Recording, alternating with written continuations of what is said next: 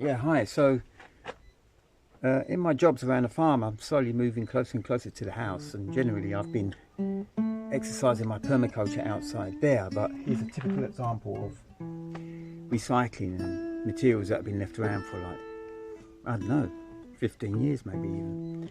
I've been doing loads of that, just looking around and seeing what we have. And we still got old engines around that actually work. But I'm a bit chuffed about this because we've got an old caravan which is falling apart and that's got our tools in it. So we need an area where we can store our tools. This is an ongoing project, so we're going to need a roof on this. But that's as far as I need in terms of a secure gateway to go into a tool shed. And it can let in a lot of natural light as well. So it acts as a kind of window. There'll be a window at the other end and I'll have to cut back the carob tree. But it's not entirely square, but it didn't need to be. All I had to do was ensure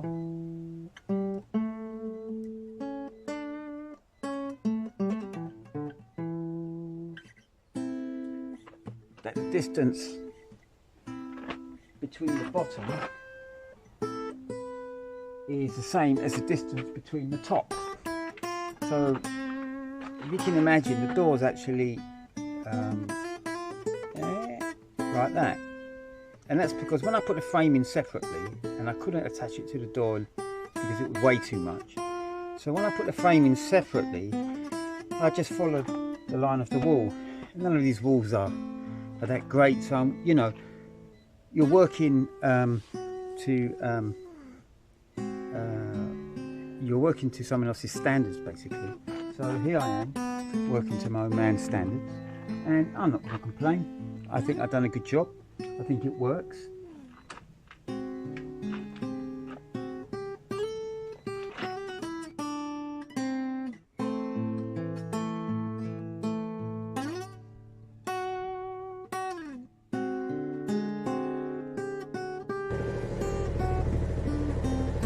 Yeah, hello.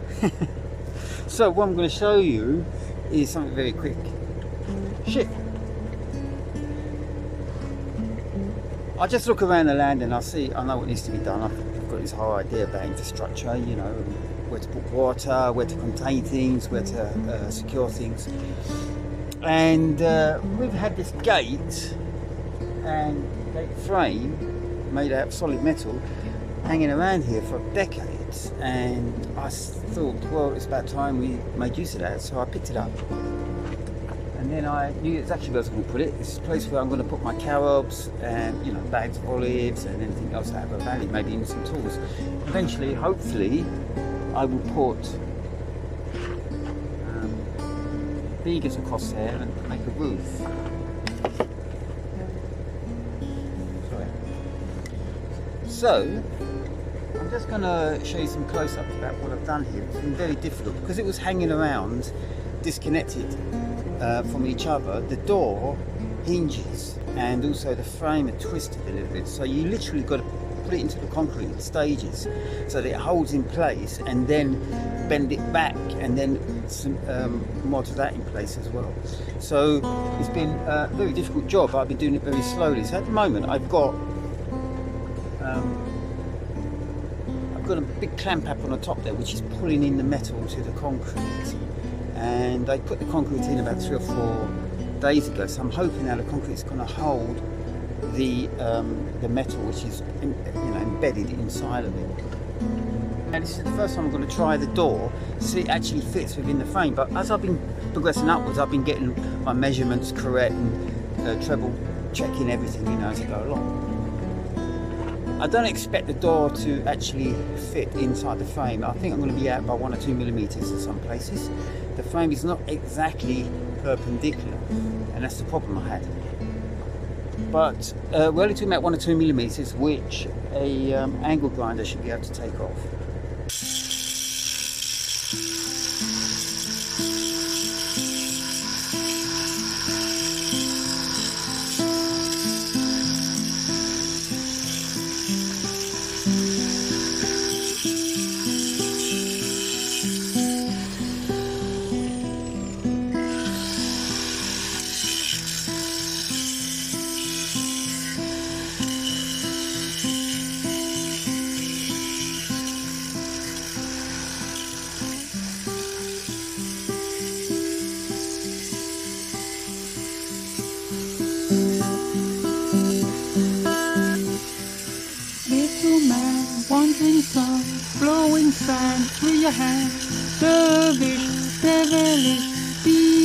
developing, whirling, winding, witchery, willowing, tornadoes turning, table topping, bush burning, tree lopping.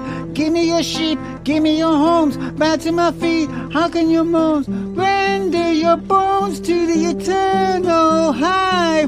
Give me a chorus of plutonic sighs, let me hear you weep and cry amid the wailing monster's eyes. Around you spin in anxious grim, amid the din of all your sins.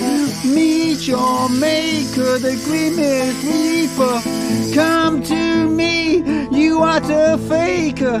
Come to me, galactic slayer, moaning just your cosmic prayer.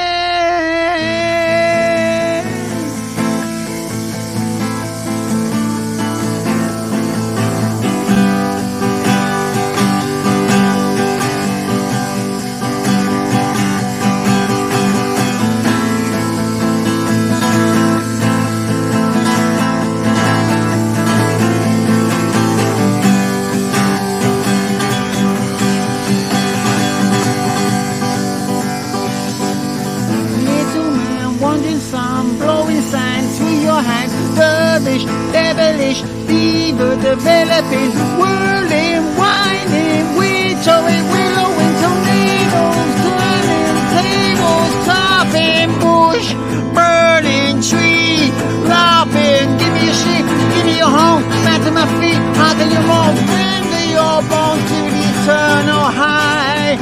Give me a chorus of plutonic sighs, let me hear you weep and cry amid the wailing monster's eye. Around you spin in anxious grin, amid the din of all your sins. Meet your maker, the grimmest reaper. Come to me, you utter faker. Come to me, galactic slayer, moaning just your cosmic prayer.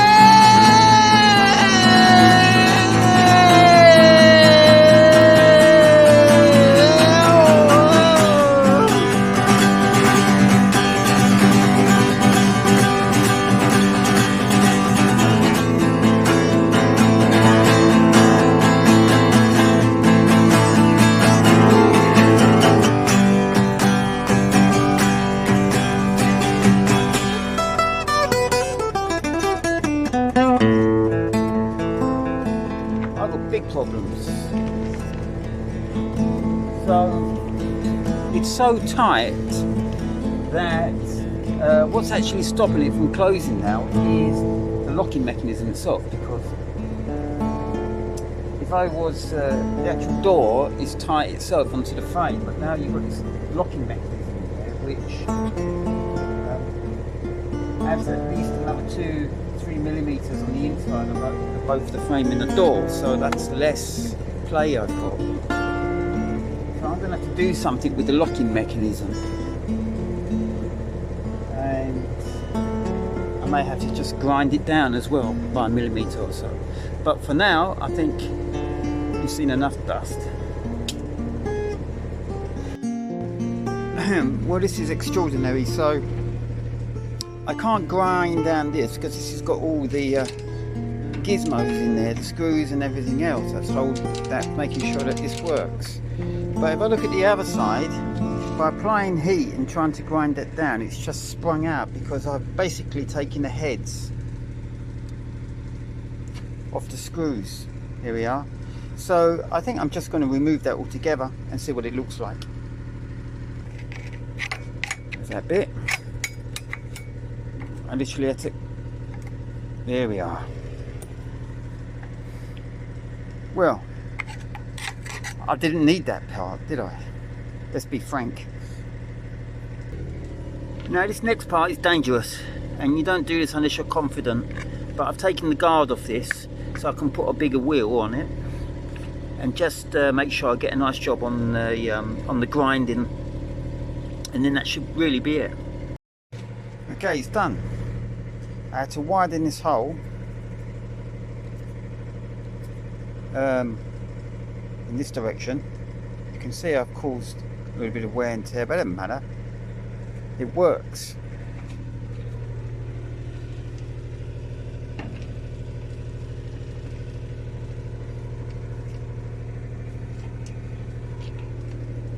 Voila.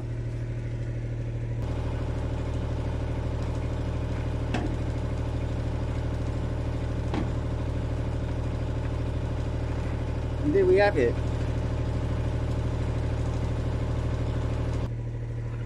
Now, is there anything else to say about this? If you're gonna come out to live in the country and you're gonna buy a small house and you've got a lot of things to build and repair, then you should skill yourself up. And this is what it means to be partially self-sufficient. It's not just about food, it's about skills in everything. So I learned to do everything, and I learned to do things which I think could be useful in 20 years time rather than now. But to buy something like this will probably cost you at least 400, 500 euros here, and then you'd have to employ someone to do it, and I've probably spent about 20 hours building the brickwork, putting a render on it, messing around with second-hand materials. This is what it's like. It always takes more time, and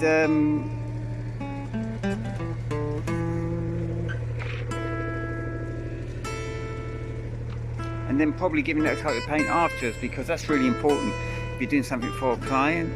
It's like when you work in someone's garden, the last thing you want to do is cut the grass. And I mean that, it's the last thing you want to do, because you just want to put a cosmetic on top of all the hard work. You can do a lot of hard work and it's not noticed, but when you cut that grass and you chop up all those weeds and you throw that on the compost heap, then it's a win-win situation.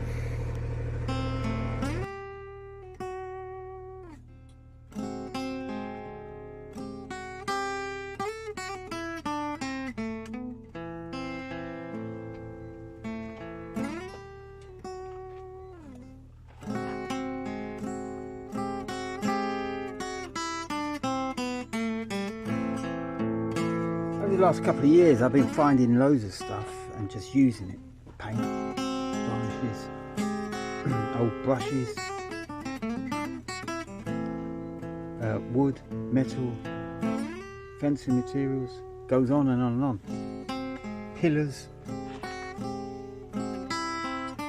and this door, the gateway, I mean, is probably something that you'd have in your best part of the garden. And you could ponce around all day like trying to fix things, you know, but I come up with a very simple solution. If I just needed to close that gap up, and that simply is cut it, push the lintel down to above the door, and then re-weld it. It's as simple as that. It's just a simple solution. It works, and I'm chuffed.